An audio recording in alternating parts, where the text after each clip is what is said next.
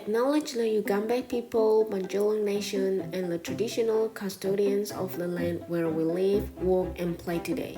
We pay our respects to their elders past, present, and emerging and recognize their ongoing connection to this beautiful country, Gold Coast. We also deep understanding the process of the land's ecosystem and the balance that exists between nature and humanity. We appreciate and pay respect to the land, the ocean, and extend this respect to all Aboriginal and Torres Strait Islander people who call this land home and to their unique and enduring cultures. So today I'm going to introduce the history of the establishment of a dolphinarium in year 1938 and Marine Mammals Protection Act with different perspectives on captivity. In the last of the story connected to the Gold Coast where we live, and the SeaWorld Gold Coast has also been facing the same controversy. Let's have a look at some interesting historical events and time points since the establishment of the aquarium. The first dolphin captivity and display at the London's Westminster Aquarium in 1860. The first dolphin bottlenose dolphin display at the New York's Aquarium Garden Aquarium. And after that, the first dolphinarium Marine Line Studios was opened in Florida in 1938. Dolphins are trained in various schools in the dolphinarium and perform for the audience. Also, the first dolphin successfully born in human care was born at Marine Line. In 1950, the first dolphinarium was established in Australia, Tweed River, New South Wales. Then, there are 8 dolphinariums were established in Australia from 1969 to 1981. And there are 3 species dolphinarium was established in the SeaWorld Gold Coast.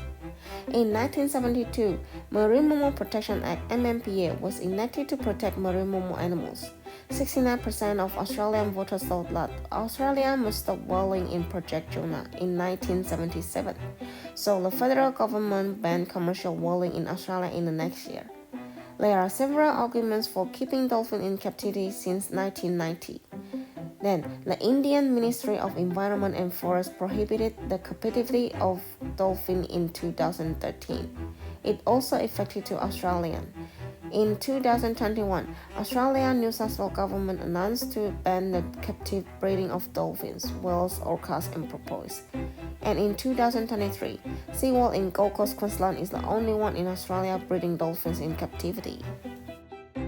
Since 1860 to the present, humans and cetaceans have had complex ethical relationships due to capture and captivity. London was the first country to display dolphins in the aquarium. Gradually, many countries have begun to keep dolphins in captivity, especially in New York and Europe.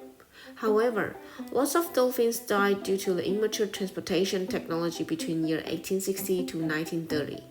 Around 1940, it was discovered that dolphins could be trained in addition to being displayed. The first dolphinarium, Marine Studios Aquarium, was established in Florida in 1938. The dolphins were trained to be entertainment and for public viewing. Furthermore, many aquarium employees have begun researching techniques for capturing and transporting dolphins and even medicine to treat dolphins. As a result, over the next decade, large numbers of dolphins were kept in captivity in aquariums around the world. In 1950, a fisherman accidentally caught a dolphin in the Tweed River in Australia, and the dolphins that were accidentally captured were placed in a public swimming pool. Then, the first dolphinarium was successfully established in Australia due to the commercial intention behind it. The capture of large number of dolphins for commercial interest has also led to a significant decrease in the number of dolphins in the world. As a result, in 1960, many non-profit groups were formed to protect cetaceans. In 1972, Marine Mammal Protection Act was enacted to protect marine mammal animals because of the amount of dolphinariums were established. Moving to today in 2023, these historic developments have affected the SeaWorld Gold Coast where closest to us, which continues to face the same ethical issues in dolphin captivity. One of the perspectives in the story is about the establishment of the first dolphinarium in Florida in year 1938. And on the right side is about the picture of dolphin show in Marine Studios. After London became the first country to capture dolphins in 1860, Florida in the United States established the first dolphinarium marine studios in 1938 for commercial benefit and trained dolphins in various skills for entertainment. Marine Studios was the first oceanarium around the world, and it built as an underwater studio for filming marine life. Oceanariums are harder to control as salinity, acidity, and temperature than freshwater aquariums. When the Marine Studios opened in Florida, lots of people found the advertisement in newspaper and television, and bought a ticket to visit Marine Studios. There are lots of various videos and photos of dolphin feeding shows in filming and television in 1988. The establishment of the dolphinarium successfully attracted the attention of other countries and influenced the history. After that, many dolphinariums were rapidly established around the world since 1960. What makes Australia different from other countries is that the first dolphinariums established in Australia was started by a fisherman who accidentally caught a dolphin in Tweed River in 1950. The establishment of the first dolphinarium in New South Wales led to the establishment of dolphinariums in other Australian states, such as SeaWorld Gold Coast, which is nearby us. So now let's have a look at the video about dolphin show at Florida Dolphinarium in 1938. Another killer taking someone for a ride, Clovis, the killer whale at Antibes Marineland in France. It looks simple enough, but they had to put this 17-footer under months of intensive training before trying out this dangerous stunt.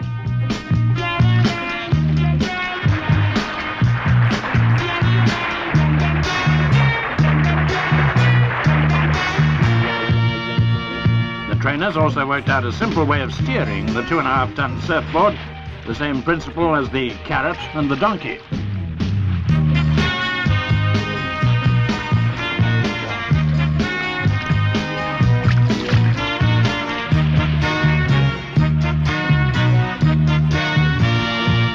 Just looking for my assistant.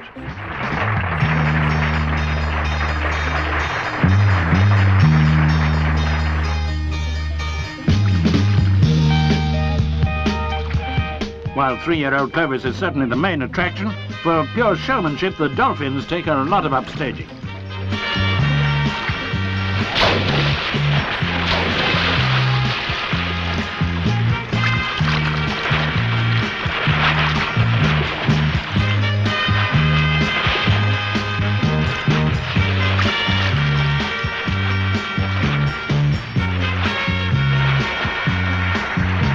Who's for Skittles? Not bad, 2 out of 3.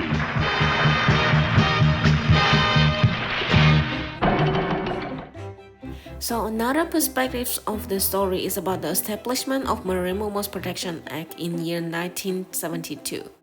On the right side is the logo of MMPA. Since the establishment of the first dolphinarium in Florida, United States, various countries have followed marine studios. However, there is another perspective about the establishing of dolphinarium in the world. Many people are dissatisfied with keeping dolphins in captivity and believing that dolphins should not be used for entertainment. They believe that marine animals should be freedom and swimming in the ocean. Therefore, a lot of animal protection organizations have been establishing to fight for the rights of animals. A United States federal law, the Marine Mammals Protection Act (MMPA), was established in 1972 to protect marine mammals by prohibiting the taking, harassing, hunting, capturing, or killing of marine mammals in U.S. water. Marine mammals are critical to the balance of ocean ecosystem and are key indicators of the overall health of the ocean. The MMPA encourages international cooperation for the protection of marine mammals and the development of agreements with other nations to address shared concerns. The effectiveness of the MMPA in Australia in year 1977 was 69% of Australian voters thought that Australia must stop whaling in Project Jonah.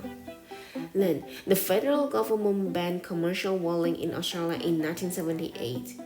There are several arguments for keeping dolphin in captivity, and the Gold Coast SeaWorld has facing the argument of dolphin captivity until today. This pedagogy statement's purpose is to provide opportunities for students to engage with history in a fun way, to learn the facts and deeper understand the back of meaning during the events. This lesson uses conversative and critical pedagogies for students to learn to respect different perspectives through debates. In this lesson, for using aids such as story learning, symbols, images, community links, and land links to explore the history and humanitarian. Since the first dolphin was captured in 1860, this incident has triggered a series of ethical issues and imbalances in the environmental and ecological balance. Regarding captive dolphins, people's opinions have gradually formed a clear contrast in recent years. Gold Coast Seaworld advocates that keeping dolphins in captivity can effectively protect their habitat and avoid the possibility of extinction. However, for some marine animal protection groups that advocate respecting animal rights, keeping dolphins in captivity is cruel. In this activity, students are able to explore different perspectives of dolphin breeding at Gold Coast Seaworld. Students have a deeper understanding of dolphins' natural habitats, behaviors, and the significance of preserving their well-being. With two different perspectives on keeping dolphins in captivity in dolphinariums, students will be able to illustrate their own perspectives in using critical pedagogy. As an educator, I believe that students are encouraged to build their own understanding of things by inquiring, researching, asking questions, and responding to questions. Through activities, students deliberate on the balancing of the relationship between humans and dolphins, and then use their creativity and critical thinking to find strategy or solution to solve the problems. I believe that the role of an educator is to encourage students to engage in critical thinking with the standard of respect for other perspectives through activities and allow students to apply their knowledge and weigh the pros and cons of establishing dolphinariums. Furthermore, to understand how different cultures perceive and interact with marine mammals, considering the cultural significance and practice related to dolphin captivity.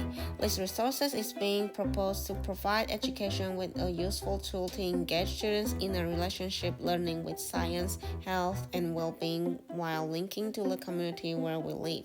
The pedagogy will conclude by empowering students to form their own opinions, grounded in a comprehensive understanding of the diverse perspectives surrounding the establishment of dolphinariums.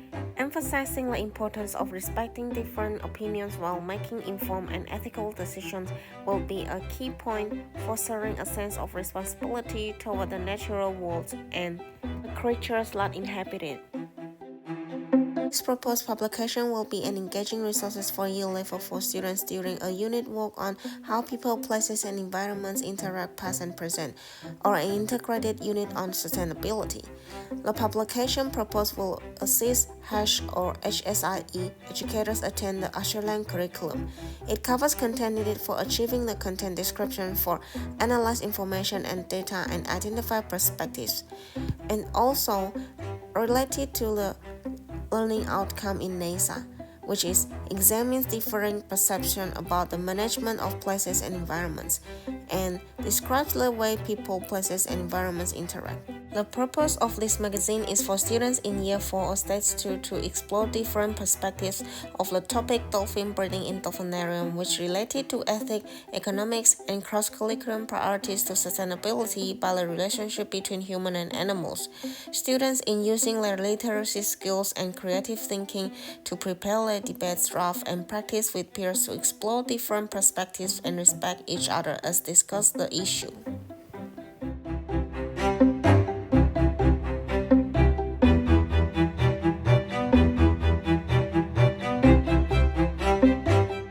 Thank you for listening.